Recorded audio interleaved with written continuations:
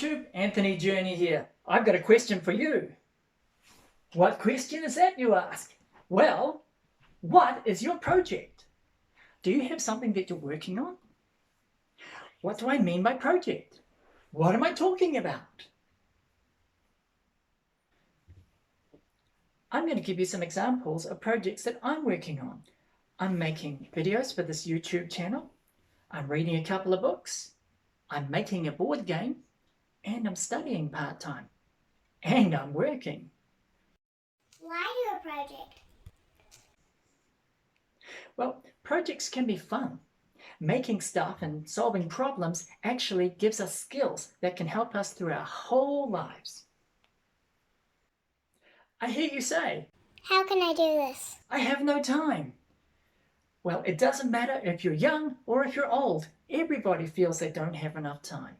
But let's face it, how much time do you spend watching Netflix, watching TV, playing, stuff like this? If you make the time for a project, you will make it happen. You'll be surprised how much you can actually do. So guys, let me know in the comments below, what is a project that you'd like to start or perhaps you're already doing? Let me know, I'd love to hear from you. All right then guys, that's all I have time for today. See ya!